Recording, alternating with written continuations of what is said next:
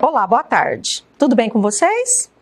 Sou a professora Janete, da Rede Municipal de Educação do Ensino de Barretos e trago uma outra proposta de videoaula para nós hoje.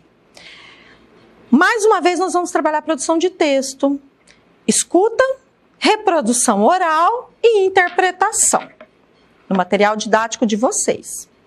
Vamos lá? Você já estudou as diferenças entre gêneros realista, fantástico e maravilhoso.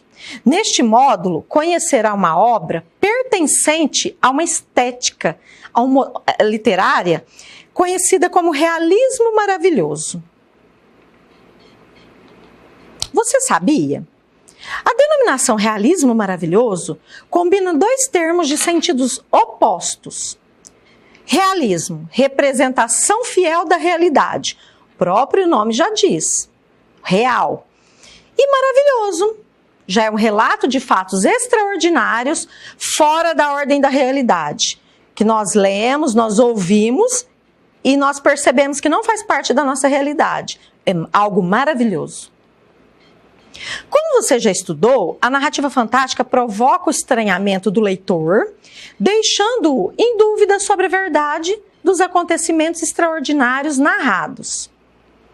A narrativa realista maravilhosa não provoca essa incerteza. Os fatos maravilhosos são narrados como se fossem naturais. Então, eles são contados de uma forma bem natural, como se realmente fossem verídicos, mas não o são. O maravilhoso está a realidade. Irlemar Champy. Olha o que ele diz. Considere o seguinte fragmento de um conto de Murilo Rubião. É apenas uma parte, apenas um fragmento. A princípio foi azul, depois verde, amarelo e negro.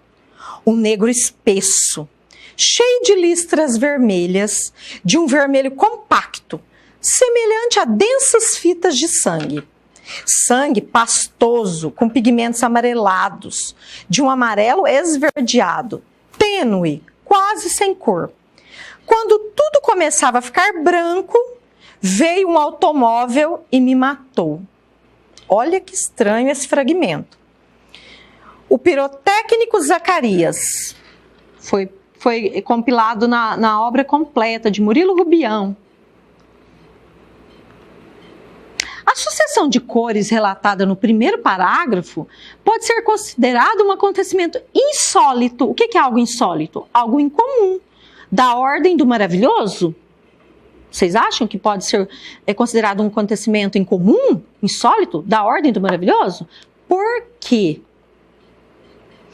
O relato da morte pode ser considerado realista? Por quê? Que fato ou situação nesse pequeno fragmento pode ser incluído na ordem do maravilhoso, do conto maravilhoso? O realismo maravilhoso desenvolveu-se na América Latina a partir de meados do século XX.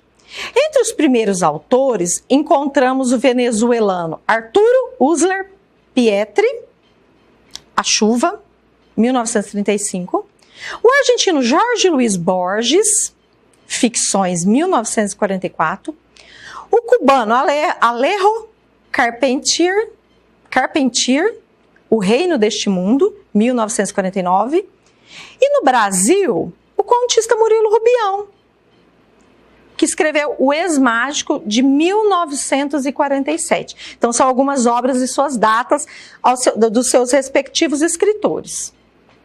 Escritores que escreviam realismo maravilhoso.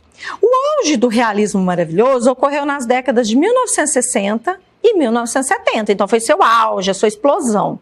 Quando autores hispano-americanos ganharam projeção mundial, sendo traduzidos, lidos e estudados em todos os continentes. Um dos maiores sucessos mundiais dessa corrente foi o romance 100 Anos de Solidão. Muito famoso esse livro, de 1967. Quem que foi o escritor? O escritor colombiano Gabriel García Márquez. Ele ganhou até o Nobel de Literatura de 1982, justamente com essa obra, 100 Anos de Solidão. Interessante para vocês darem uma procurada, uma pesquisada e lerem. Atividade de leitura para vocês. O conto de Murilo Rubião foi dividido em 5 segmentos, 5 partes. Vamos ler o primeiro segmento juntos e fazer algumas anotações nos espaços reservados para essa finalidade. Então, nós vamos ver uma parte do texto, um fragmento, né? Primeiro fragmento, aliás, e nós vamos ter alguns espaços, algumas lacunas para serem preenchidas. Primeiro segmento. Bárbara. O homem que se extraviar do caminho da doutrina terá por morada a Assembleia dos Gigantes. Provérbios.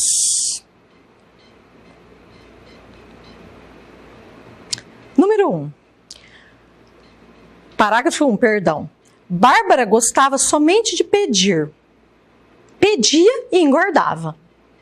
Por mais absurdo que pareça, encontrava-me sempre disposto a lhe satisfazer os caprichos. Em troca de tão constante dedicação, dela recebi frouxa ternura e pedidos que se renovavam continuamente.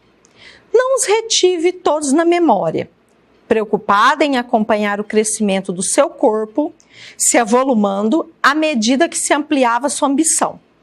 Se ao menos ela desviasse para mim parte do carinho dispensado às coisas que eu lhe dava, ou não engordasse tanto, pouco me teriam importado os sacrifícios que fiz para lhe contar a mórbida mania.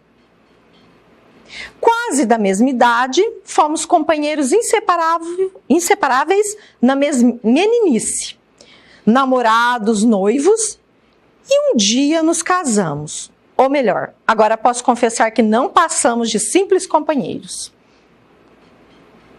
Enquanto me perdurou a natural inconsequência da infância, não sofri com as suas esquisitices.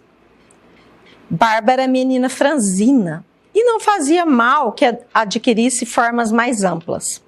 Assim, pensando muito tombo, levei subindo em árvores, onde os olhos ávidos da minha companheira descobriram frutas sem sabor ou ninhos de passarinho. Apanhei também algumas surras de meninos, aos quais era obrigado a agredir unicamente para realizar um desejo de Bárbara. E se retornava com o rosto ferido, maior se lhe tornava o contentamento. Segurava-me a cabeça entre as mãos e sentia-se feliz em acariciar minha face entusmecida. Como se os esquimoses fossem um presente que eu lhe tivesse dado. Às vezes, relutava em aquecer as suas exigências, vendo-a engordar incessantemente. Entretanto, não durava muito a minha indecisão. Vencia-me a insistência do seu olhar, que transformava os mais insignificantes pedidos numa ordem formal. Que ternura lhe vinha aos olhos, que ar convincente o dela ao me fazer tão extravagantes solicitações. Houve tempo? Sim, houve, em que me fiz duro e ameacei abandoná-la ao primeiro pedido que recebesse. Até certo ponto, minha advertência produziu o efeito desejado. Murilo Rubião, Contos Reunidos. Anotações. Gênero. Qual o gênero desse texto? Foco narrativo. Qual o foco narrativo? Se está em primeira, se está sendo contado em terceira. Quais são os personagens? O gênero, olha aí. É um conto da narrativa realista maravilhosa. E o foco narrativo foi contado em primeira pessoa ou em terceira pessoa? Primeira pessoa, narrador, marido. Ele contando a história. E os personagens? Também é fácil. O marido, porém não foi nomeado. Bárbara, mulher do narrador. Acontecimentos. Quais acontecimentos houve nessa história, nesse conto? Quais situações? Apresentação da personagem Bárbara, ambiciosa, tem a mania mórbida de fazer pedidos, engorda à medida que o marido atende a seus pedidos incessantes.